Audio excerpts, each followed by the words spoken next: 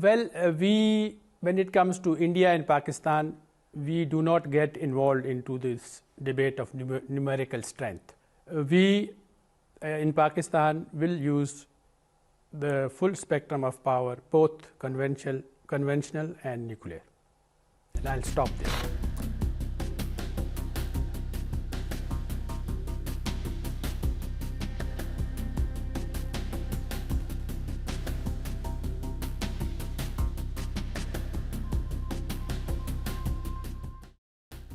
In a sharp escalation of tensions between India and Pakistan, Pakistan's ambassador to Russia, Mohammad Khalid Jamali, issued a stark warning on Saturday, stating that Islamabad could resort to its full military arsenal, including nuclear weapons, if India launches military strikes against Pakistan or disrupts its water supply.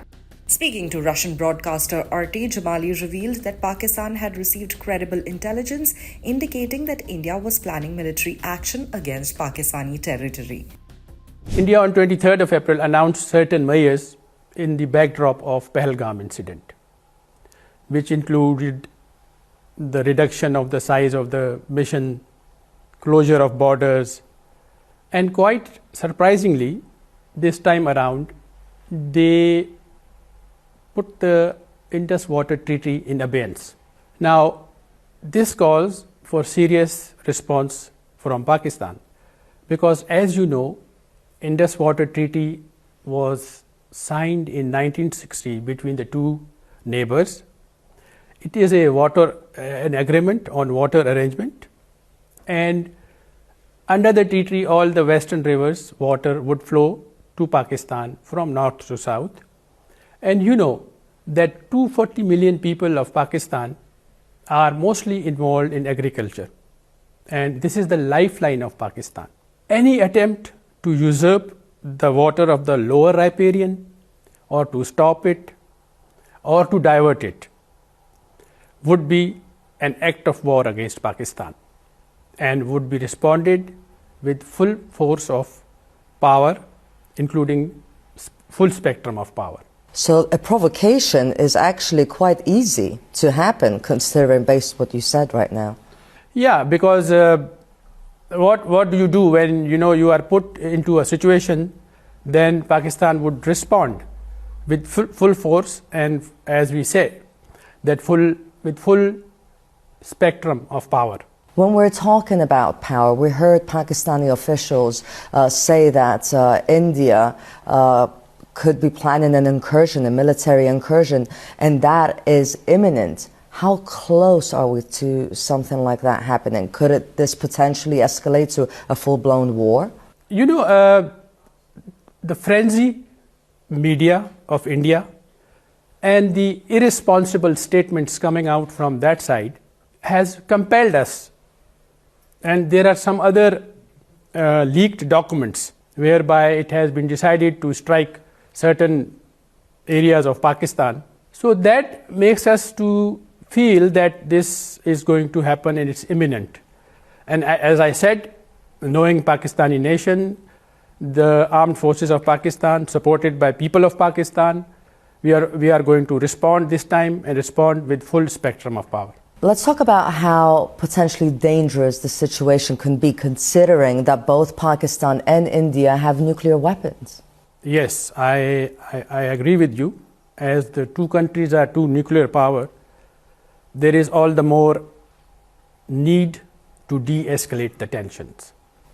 How could that be achieved? We have very constructively engaged at the UN Security Council, and we have condemned this act of terrorism with fullest possible condemnation.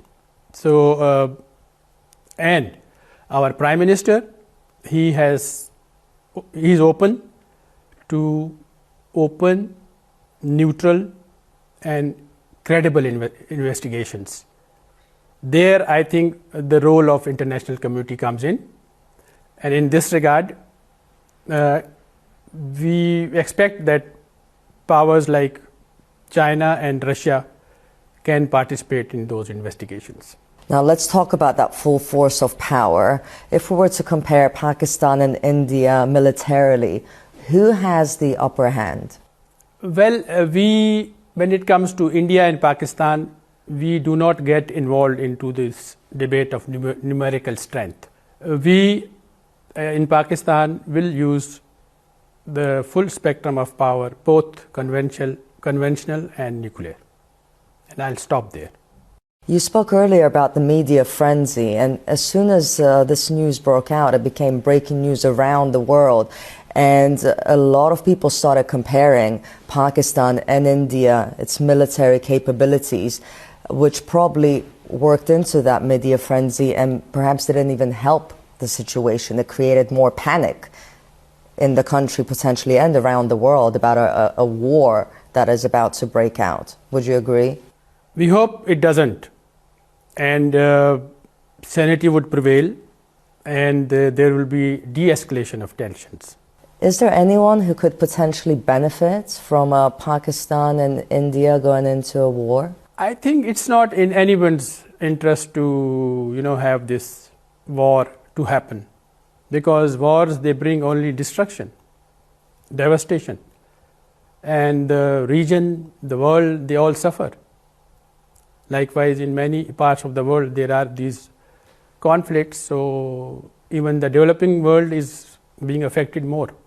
Are there perhaps any local terrorists using provocations like we spoke about earlier that could lead to a full-blown war?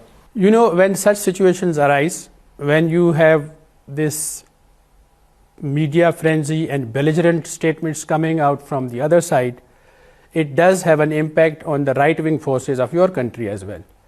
So, it may benefit them, but I think ultimately it is between the two countries, and the tensions will have to be, reduced. There will be efforts to de-escalate the tensions. Meanwhile, Russia has attempted to mediate the growing tensions between the two countries. Russian Foreign Minister Sergei Lavrov called for de-escalation during a phone call with India's External Affairs Minister Dr. S. Jaishankar on Friday.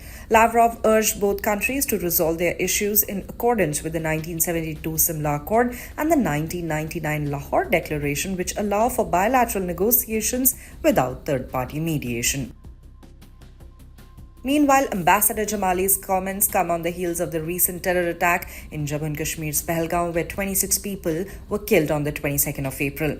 India has accused Pakistan of harboring, supporting the terror groups behind the attack, although Pakistan has denied involvement. The attack has significantly heightened the already strained relations between the two nuclear-armed neighbors. For more details on the simmering tensions between India and Pakistan, stay tuned to the official YouTube channel of the Indian Express.